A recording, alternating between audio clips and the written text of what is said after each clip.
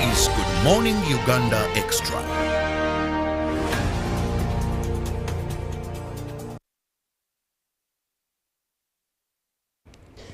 Good morning and thank you so much for being with us on UBC TV. It is exactly 2 minutes past the top of the hour, which is 9 a.m.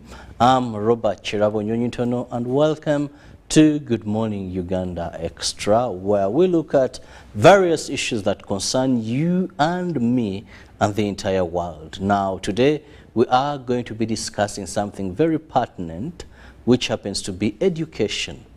Now, today is International Day of Education. This was proclaimed by the United Nations General Assembly that every 24th of January be celebrated or commemorated as the International Day for Education. Now, this year we have a very interesting theme, and that is to invest in people, prioritize education. To invest in people, prioritize education. And of course, here in Uganda, it is even in our constitution that education is a human right, it is a public good, and a public responsibility. The question is it what it is? Or is it what we say? Is it what scholars have put down? Well, joining me on set, I have very interesting guests today, and these are from the Norwegian Refugee Council. I have the country director, that is Rola Marshall. I'm very happy to have you. Nice to meet you, Robert. Hello. Hello. And then on my extreme end, I have a very smart gentleman who happens to be the head of programs, that is a Norwegian Refugee Council, and he is Melchizedek Maleli. I hope I pronounced it right. But you're most welcome. Thank you for having me. Yes. Now, for the benefit of our viewers, we are going to be discussing education, but even right from the place where my guests come from, or the organization where my guests come from, you just hear the Norwegian Refugee Council. So we are going to be discussing education, but we want to look at the perspective of the refugee and also the host community. What must be done if education is a right? If it's a public good, and how do we ensure that we invest in these people by prioritizing education? But I'll begin with getting to know better. When we talk about the Norwegian Refugee Council, what do you do, Rola? What is it all about? Thank you, Robert. And thank you so much for the opportunity to come and speak to you this morning.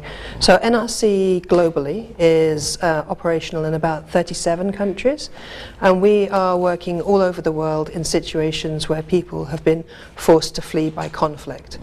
Now, in Uganda, we've actually been here for about 20-25 years, and originally when we came, we were working with internally displaced people. But over the years, this has evolved, and as Uganda the situation has evolved itself, we're now looking very much at the refugee community in Uganda and the Ugandan host community that supports them. So, as an organisation, we're really looking at some basic issues around shelter and water and sanitation and those things, but also some fundamentally protective issues like access to legal documentation, protection from violence, and education for children and youth. So that's what we're about in Uganda as well. Now, Maleli, when you talk about issues of refugees in the perspective of education, what particularly do you do? Thank you, Robert, for having me. And for Norwegian Refugee Council, one of course sectors where we contribute significantly is in education. And we have a platform, the Education Response Plan, that has been developed together with the Ministry of Education, with the leadership of the Office of the Prime Minister, to make sure that is coordinated efforts, and everyone who works is in the same understanding on how best to make sure that education is accessible, we improve on learning outcomes, and we have a safe haven for our children. And being in school is one of those safe havens which protects our children. Now you've taken us through what you do, but Rola, I'm very eager I know you've been around for some time here in Uganda, the Norwegian, that is Refugee Council. When you talk about education in a perspective of refugees or these children that are forced to flee because of conflict, how are we doing as a country? What is the current situation for someone watching us in another part, maybe they've never even been there? Thank you. That's a really excellent question, actually. I think Uganda has set itself it has an amazing track record. It's set itself a huge challenge. It has accepted around 1.5 million refugees into Uganda. I mean, that's a very large number. And I think to date, it has done an incredible job of integrating them, giving them opportunities, and trying to give them a safe haven at a time of desperate need. But I think we are facing new challenges now. So, as you and your viewers well know, the world has been changing very dramatically over the past few years. We have the recession globally from COVID, we have the war in Ukraine, and we're entering a period when there is real challenges to funding for the refugee response in Uganda. And I think that's something we really want to articulate to people, that it's time for the international community to support Uganda much, much more on the refugee response here. Now, talk about supporting Uganda much, much more in the refugee issue in the area of education. Today, we have a number of settlements, refugee settlements. But what are the outstanding challenges that need immediate attention or should be addressed?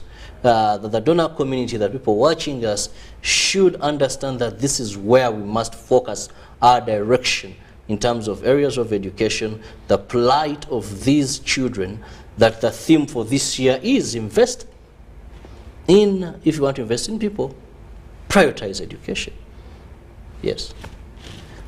Now, funding is a major impediment to implement the education response plan. And we would want to ask the international community to make sure that we all have concerted efforts to make sure there is enough funding to support the education response plan. We have challenges with many children who want to access education because the learning spaces are not sufficient, the learning materials are not sufficient. Teachers is a big issue because the teachers-student ratio is very high, and that means we need more teachers to be able to cover the needs of the children so we can reduce the teacher-student ratio. But at the same time, we also look at the learning spaces. We have fewer classrooms, and having more funding will help us to make sure that we have additional classrooms where we can also make sure that the students are not congesting in the same place. That is the only way we can make sure we improve on learning outcomes. Then we also have teachers' accommodation, because some of the areas are quite remote. And being remote, you need an accommodation for teachers to be able, for them to stay in the schools and concentrate in improving the learning outcomes of the children. But at the same time, as you know, we have been faced by disease outbreaks. We have had COVID-19, we have had Ebola, and these diseases, they significantly affect the learning of the children. And one of the things is having concerted efforts to make sure that when we are faced by challenges like this, we are able to come together, find solutions, and move forward. Well, you've really given us what must be done or what the funding would be used for. But when we go back, Marshall, let's now try to create a picture to our viewers. What exactly are these children going through? You know, because most of the times when we discuss issues of refugees, those that know the facts may not speak for them. Thank you. And wrong pictures may be created. This creates resentment. This creates derailed efforts in ensuring that we improve their livelihood in one direction. So let's have that picture. So the vast majority of refugees in Uganda are living in settlements around the borders of Uganda. And they are often trying very hard with their families to make some kind of livelihood there. That's always very challenging. They're farming quite small areas, and it's difficult to produce enough food. They're getting a very small amount of rations. But then when we also look at who these children and young people are, you know, these, especially now with the increasing conflict in DRC, we're seeing a very large number of children fleeing who have had profound experiences of violence. And I think the impact of trauma on the development of a child cannot be understated. And one of the things that we have seen across the world when we work with children who have fled conflict is that the experience of trauma is a fundamental barrier to their ability to engage with education and move on. And conversely, of course, that if they can engage with education, if they can get some new hope for the future, and if they can find, you know, a community that will protect them, that in itself will help them move on and become who they are capable of being. It's really worth noting that when we're seeing the people leave the Congo at the moment, leave DRC, we're seeing extremely high levels of children leaving. So at least 60% of the people leaving South Sudan or DRC and coming to Uganda right now are under 18 years old. And I think, you know, it's important to remember that most of the refugees are children themselves. We're also seeing that many of those children have not had access to adequate nutrition. They have extreme health issues because they have been stunted by the conflict and by a lack of access to decent nutrition. So these are children that really need our help and support right now.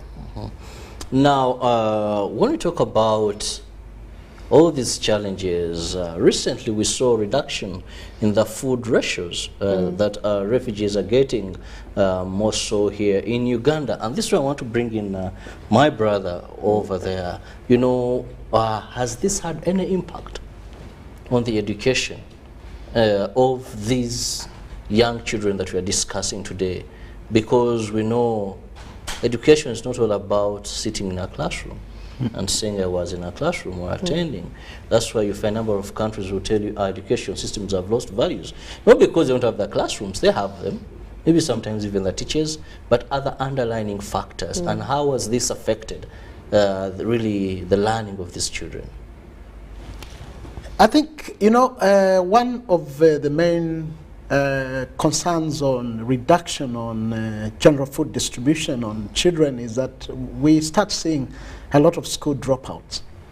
And of course the main understanding is that when you have a reduction in food, then children have to start looking for opportunities for them to find food. And they contribute to the family in different ways. The parents are trying their best to make sure that the children stay at home. But when you have reduced funding, what happens is that the children become part of the society that start looking for opportunities for them to generate food. But at the same time, school absenteeism, where children, instead of staying in school, then you find they start moving, they're coming 2 days in a week, and that does affect their learning outcomes. And these are some of the challenges that you find with reduction in funding, because the whole thing is related to a reduction in funding. And of course, knowing that we were part of the discussions when there has been challenges, is to make sure that we all invest in children, to make sure, for example, we have double shifting, we have remedial, we have catch-up classes, and it becomes very difficult to be able to do some of this, because then some of the children get engaged in many other aspects. But at the same time, we start seeing negative coping mechanisms. And the negative coping mechanism is where you start seeing different aspects of children who are supposed to be in school, and then they end up maybe in certain areas that are production. It could be brick making, and they are trying to quarries. Yes, and quarries and fishing, and some of them begging, and in different sectors where they try to make sure that they contribute. But at the same time, the children not being in class by itself is depriving them that protection space they have. And we have seen an increase of teenage pregnancies. And these are major concerns, because then you have children who are taken out of school because of pregnancies, and some of them have marriage. And of course, when they start facing challenges in school, some of them start coping mechanisms. They think I can get married, you know, some of them end up being pregnant and being taken out of school. And of course, we know that when there's sufficient funding, then we will all be able to push more children. Because with elementary education being in Uganda being free, the intent is that most of young children should be in school.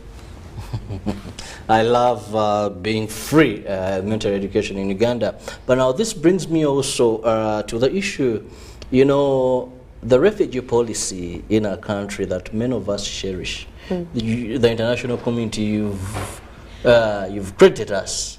Uganda having one of the best refugee policies in the world.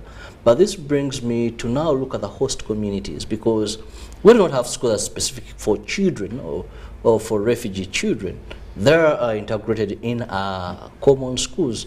So as we talk about the plight of these children, what do we make of the host communities? That today a school has maybe 1,000 children, then out of the blue you have 800 arriving in overnight. The other time you have 250 coming in. So what does this leave the host communities, the children as well? You know, we need also to understand, and how can we better help these communities, because refugees stay within. They mingle, they interact with the host communities. Yeah, I think that you're right. I think that one thing it's important to remember is actually the vast number of refugees are actually in the settlements. So most of refugee children are in schools in the settlements, but there are also a high number of refugees who are in the urban environment, in Kampala and Arua, and you know, we do see that as a challenge to some schools, especially when they are suddenly having to face an increase in numbers, or that these children have issues which the teachers may never have seen before as well. So something that we are very committed to as an organisation is making sure that where we do have those schools in urban environments where refugee children are coming in, we really want to support those schools as well. And I think it's important that we see it as an opportunity to reinforce those schools, give them more facilities, give them more support and training, and without that we can't really hope for much integration. It's too much of a burden on the community. Now, going back to today, which is International Day for Education,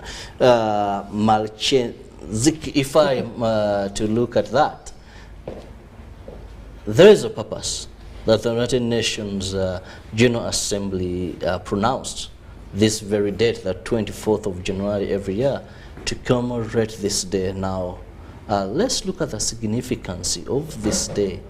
Of course, looking at our constituency today, which happens to be, that is the refugees. Is this just a day we celebrate? Is this a day that has real meaning?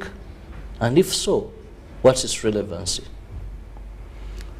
I think, you know, when we talk about investing in education and prioritizing, is making sure that, you know, we have several, you know, donors. And when, for example, here in Uganda, and I would want to say, you know, this clearly, that we have donors who have come strongly. We have ECHO, who has come strongly in the education sector. The Norwegian, you know, embassy has come out strongly. The SIDA, Swedish embassy, has come strongly. The Norwegian Ministry of Foreign Affairs have come strongly to support the intent to make sure that education is prioritized. And when you work with organizations, including, you know, UNICEF, UNHCR, we are all partners. And there are platforms like Education in Emergencies Working Group that works together. And the intent is to make sure that we don't leave no one behind. And children, many times, when you know, there are difficult situations, whether it's on inflation, is on food and many others, we tend to forget about education. But we know that the future of a country is secured by investing in these children, making sure that they remain in school, they learn, they are able to influence their future by making sure, and it's not just elementary education, it's linking it with the other bits, which could be vocational skills training, is the lower secondary, higher secondary, to employment, because the intent is to make sure that this generation is not left to fend for themselves, and it's part of the peace, which was, you know, part of last year, 2022, theme. So the intent is to make sure that we keep on highlighting education as a sector that contributes significantly to the peace of a nation, but also to the economy. But also, when you start looking at the parameters of Human Development Index, education stands out. And the intent is to make sure that we all have concerted efforts to bring education up forefront in terms of funding, in terms of policies, but in terms of discussion at all levels to make sure that it's not left behind as a sector. Now, when we're talking about all these initiatives aimed at improving education, one thing that comes to my mind, for example, today, when you thought about having something to say on this very important day that was gazetted by the United Nations General Assembly, who are we targeting? Who are we targeting? Yes. That's a very interesting question. I think that we are targeting, well, first of all, your audience, but we would really like to reach out to people generally in Uganda and have this conversation, because the conversation about education is beyond just the conversation about refugees. You know, I don't know any parent who isn't passionate about the, about the subject of education. But we also really want to do as much as we can this year to raise the issue of support to Uganda on the international stage, and making sure that we keep raising it, keep pushing it up there, keep saying Uganda deserves support. Uganda deserves more support than it's getting to help support the refugees. And Uganda has, in good faith, supported the refugees for many years. Now they need some support too. I love the fact that now someone is really seeing that our country has done so much, apart from just saying let's praise Uganda for the good policy. And I remember a few years back we had the Refugee Solidarity Summit that was held here in Kampala. And there were a number of commitments made. One, it was an issue of funding. We were committed to having some amount of money raised for the plight of refugees. And one of the things is still now, people that made the commitments haven't lived a test of time to fulfill their promises. However, Uganda as a country are moving on with the few aid that is coming in. But this brings me also to understand, when we talk about our policy, it creates sustainability. That a refugee does not entirely have to come in Uganda and forever depend on handouts, but them having the capacity to engage in economic generating activities. Now, how has this worked in transforming their livelihoods? Because we believe when parents are doing better, maybe even it has a trickle-down effect or a ripple effect to the education of their children. In your assessment, has this policy in terms of sustainability worked? Thank you. Very interesting. You know, when it comes to how we link different levels of education to make sure that it creates a level of sustainability, but also self-reliance, is what we need to make sure that we don't just have elementary education and stop there. We need to be able to work with both humanitarian, and it's all about the nexus approach. The nexus approach calls us to be able to make sure that the humanitarian, the development, they have a strong link. To make sure that if we support young people in elementary education, then they are able to continue with their education and find levels, whether it's skills, it's secondary education, university education, there's a strong link. But it's the same thing, I think, you know, when we start talking about public-private partnerships, and is making sure that we are all working together as an entity and as different stakeholders to make sure that we can harness from our different objectives, but also what we do best. And for us as an organization, Norwegian Refugee Council, we are part of that society where we want to be more of an enabler. For example, working with school management committees, that is part of government system. Minister of Education, Parent Teachers Association is our effort to make sure that we can see as a system, how do we enable them to function better? Because NRC will not sustain some of those efforts, but school management committees can, because they are part of that society. But they work together with the districts, that works together with the national government, and we look at what is that contribution Norwegian Refugee Council can bring on table. And that is why we're saying, you know, among the things that we do on a day like this is to speak out and be able to use a platform like this to advocate for more funding to try and seal some of the loops that we see that can almost drive negatively the gains we have done. We have managed to bring a lot of children out of school, back to school. And we have accelerated education program for children who are out of school. We have a curriculum that has been developed by National Curriculum Center to make sure that it takes care of this group. And the intent is to make sure that this accelerated education program then helps children who are outside the groups that possibly might not be able to go into elementary education to make sure that they are not left behind. And then is linking them together and then making sure that there is a transition. If you finish this level, where do you go? And there is quite a lot that is happening in terms of skills training, you know, working with different stakeholders to make sure there is a linkage with, you know, secondary education, and even creating more opportunities for that level, whether it's lower or secondary education, but also tertiary, making sure that many of them can end up doing, you know, degrees, diplomas, and at different level, whether it's public, it's private, or institution-based vocational skills training. Now let's look at public perception. Are they resentment? Are they perceiving this? Because one of the things you find very unique is, like we said, elementary education in Uganda is supposed to be free. And I want to use the word supposed.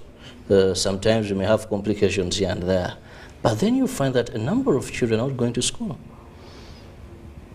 There's a school just next to them, but they're not going to school. And teachers are there. So when you look at this particular category of people you're focusing on, and children, what has been their perception towards education? The perception of children who aren't going to school. I mean, I think it comes back to the question that you asked a little while ago about what the impact of underfunding is and who these children are.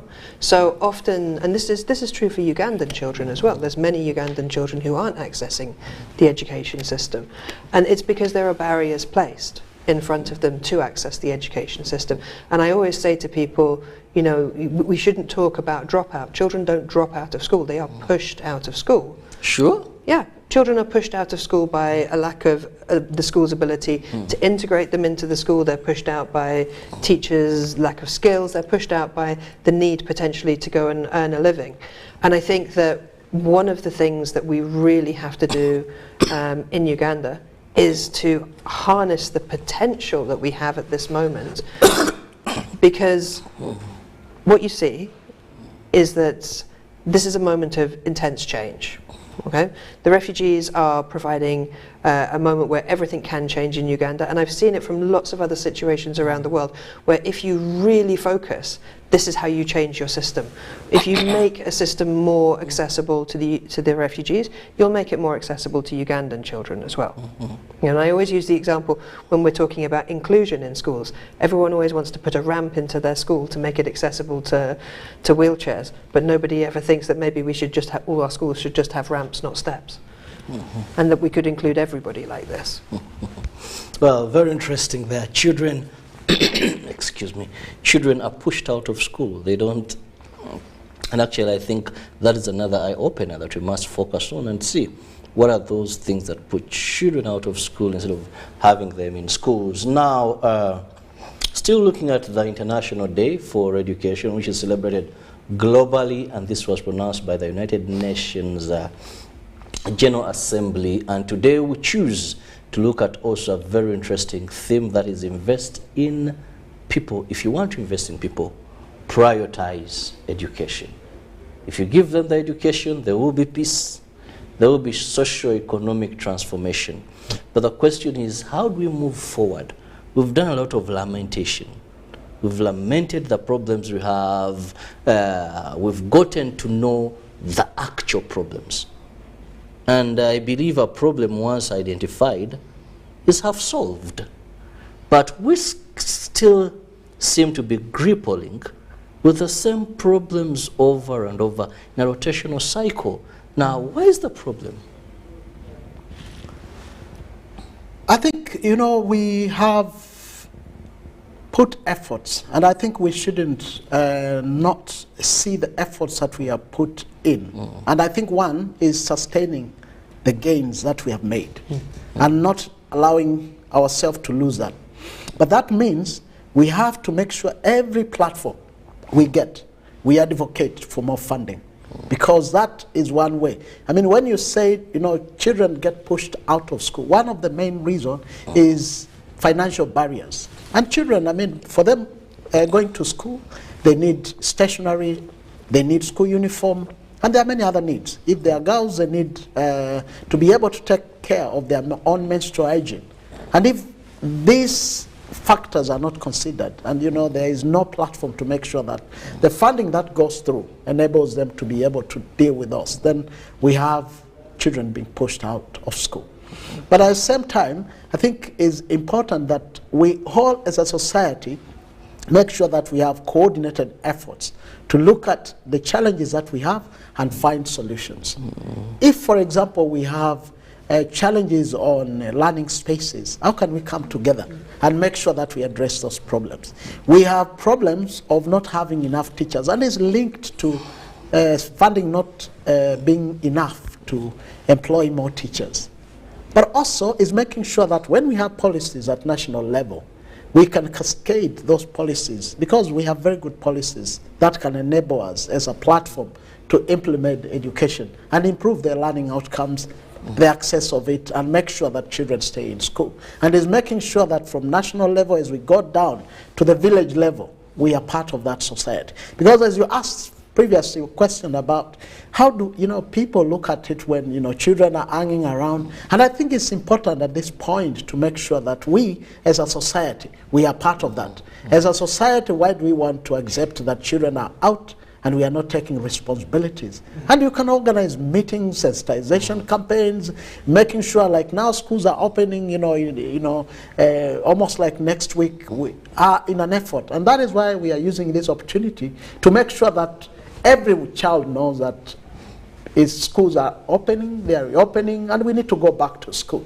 And making sure that if there are those efforts, whatever, you know, Norwegian Refugee Council does, and many other, you know, actors do, we have concerted efforts to bring our, you know, our heads together and look at these challenges. How do we make sure that they are not putting many children out of school, but they're able to bring them? And that means then all of us, whether it's in the media, is private sector, is public, is, you know, non-government organizations, is civil societies, we are all coordinating our efforts to make sure when schools reopen, that, I mean, children are not left home. Because there is the same understanding of leaving no one behind. If children are not in school, we are leaving them behind. And we need to make sure if we are leaving them behind, why are we leaving them behind? And those challenges they face, which some of them, as you said, we rightly know. How then do we bring? Sometimes we have limited funding, and we need to make sure that we use every opportunity, like the International Education Day, to make sure that we are telling donors that we have gaps in education. And we are calling on all of them to make sure how to come, they are able to come and support the gaps that we have, so that we can invest our energy in implementing to make sure that we fill the gaps. Now, Laura, there are terms that civil society organization uses, various organizations use, concerted effort, galvanize, amalgamate, work in tandem, mentioned, but the list is endless. And the always one question that's come to my mind is, how do we get to that? I've seen a number of various very good programs, but we seem to be everyone having their own mission and vision. Bringing these organizations to support or conglomerate each other becomes a very big challenge. If you go to these refugee, you'll find that this one will tell you, I'm working on persons with disability. children with disabilities, but you find that maybe they may have special needs, but it's all in the area of education. You find this one for us, we are for the girl child. Yes, it is good that we all attack the enemy from different angles, but if you're not well coordinated, that brings a problem. And to me, I find this is one of the challenges that we are facing. We failed to find a way of working together to support the same cause. Yeah, it's a very interesting question, and I don't think it's one that we will solve and finish. It's a bit like your question about why hasn't this finished? It's because we need to keep solving the same problems and same questions again. So, you know, Zedek already mentioned the idea that for us as humanitarian organizations, we're working almost exclusively on emergencies. A lot of it is around the refugee response, but you know, our lifespan on that is relatively short, and we need to do a much better job of engaging with development agencies who might be working in a much more long-term way.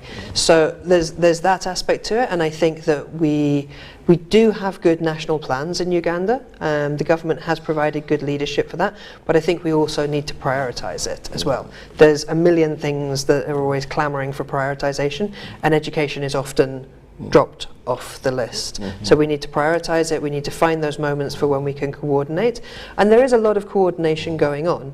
I think maybe sometimes it's most noticeable where there are gaps though.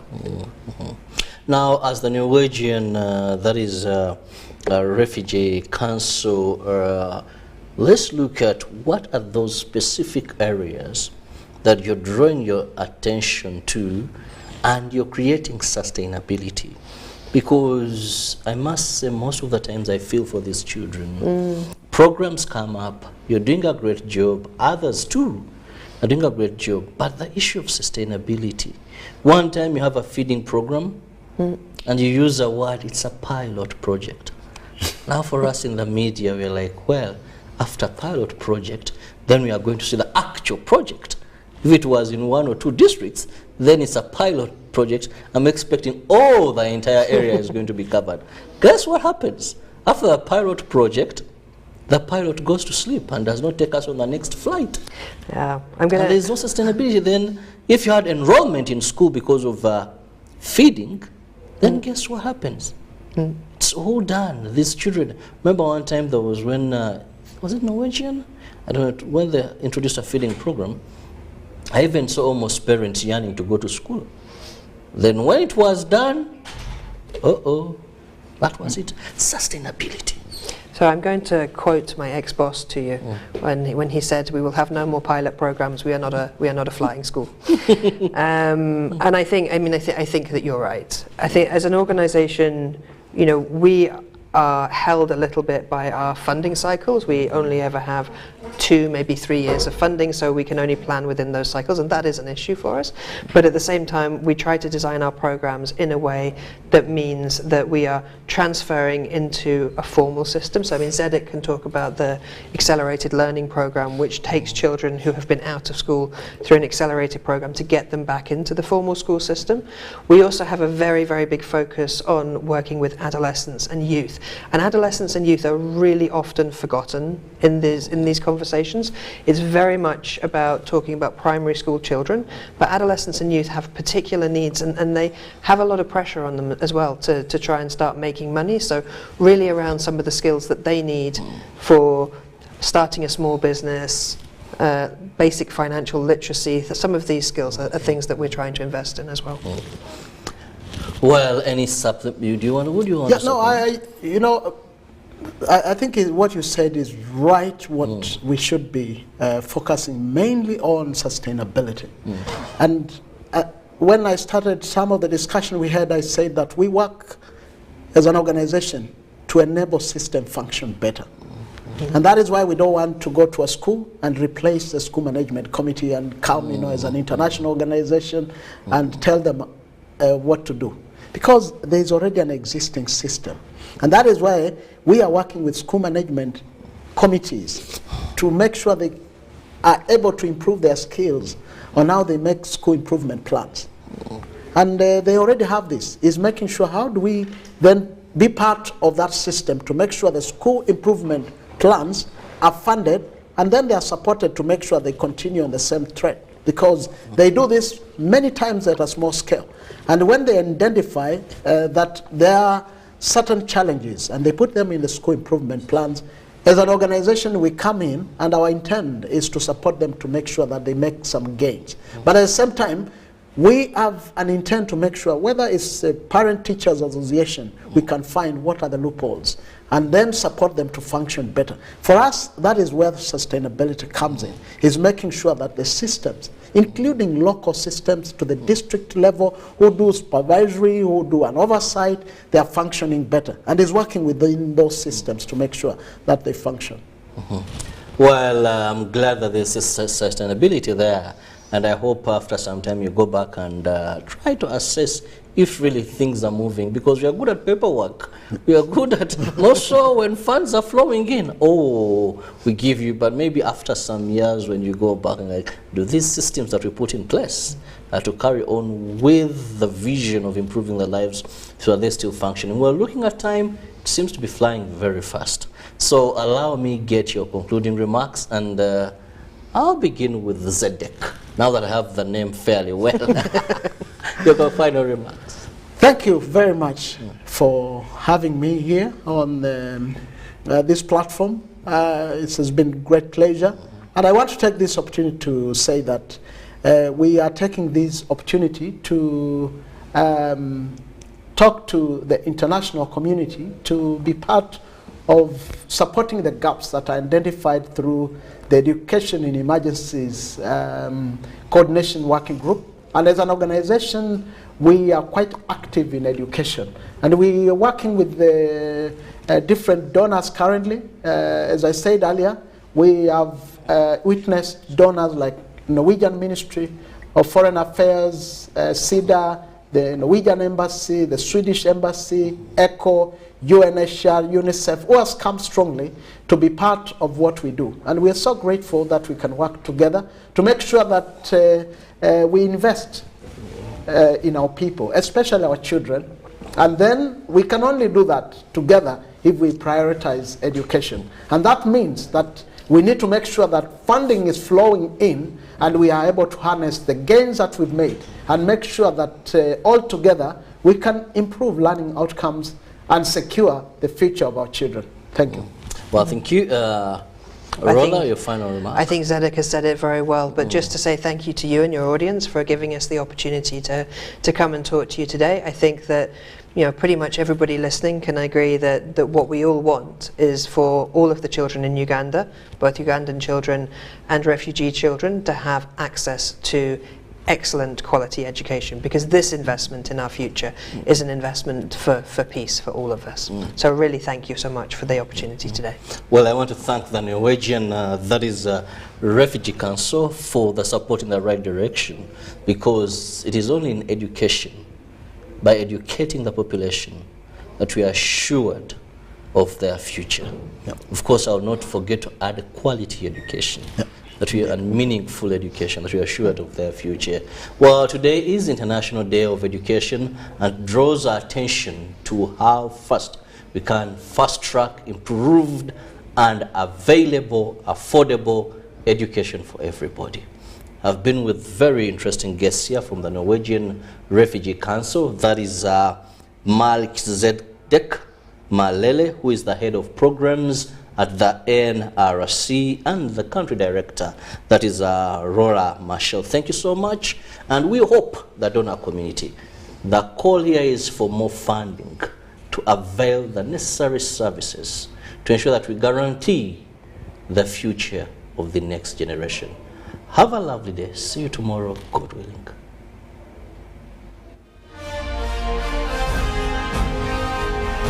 Live from UBC Studios in Kampala, this is Good Morning Uganda Extra. Pick of the day.